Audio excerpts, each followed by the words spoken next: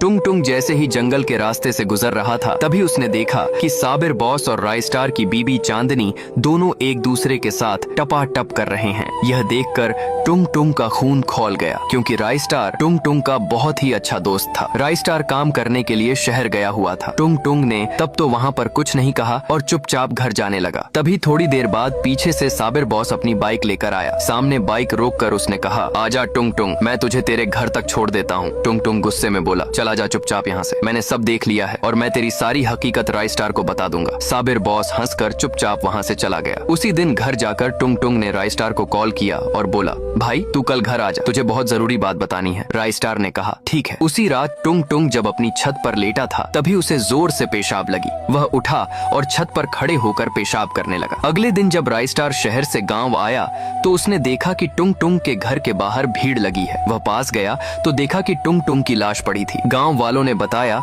कि रात को यह छत पर खड़े होकर पेशाब कर रहा था, तभी पैर फिसल गया और यह छत से नीचे गिर गया, जिससे इसकी मौत हो गई। राइस्टार उसकी लाश के पास जाकर फूट फूट कर रोने लगा क्योंकि टुंग टुंग उसका बहुत ही अच्छा दोस्त था। धीरे धीरे समय बीतने लगा लेकिन अब राइस्टार उदास रहने लगा। न वह ठीक से खाना खाता था और न ही अपनी बीवी पायल से सही से बात करता था। एक दिन पायल कुछ दिनों के लिए मायके चली गई। उसी रात जब राइस्टार अपने बिस्तर पर लेटा था तभी उसे टुंग टुंग की आवाज सुनाई दी। वह झट से उठा तो सामने देखा कि टुंग टुंग की आत्मा खड़ी है। टुंग टुंग रोते हुए बोला, भाई मेरी मौत छत से गिरने की वजह से नहीं हुई है। जिस दिन मेरी तुझसे फोन पर बात हुई थी उसी रात साबिर बॉस और पायल ने मुझे मारने का प्लान बना लिया था, क्योंकि जब मैं जंगल वाले रास्ते से गुजर रहा था तब मैं इन दोनों को एक साथ गलत काम करते हुए देख लिया था। उन्हें डर था कि मैं उनकी सच्चाई तुझे बता दूंगा। जब मैं छत पर था तभी साबिर बॉस चाकू लेकर आया और मुझ पर हमला कर दिया। जब मैं अधमरा हो गया तब उसने मुझे छत से नीचे फेंक दिया ताकि सबको ये हादसा लगे। और आज भी तेरी बीवी मायके नहीं है बल्कि साबिर बॉस के साथ ओयो होटल में है। इतना कहकर टुंग टुंग की आत्मा गायब हो गई। अब राइस्टार सारी सच्चाई जान चुका था। उसके सिर पर खून सवार हो गया और वह निकल पड़ा ओयो होटल की तरफ।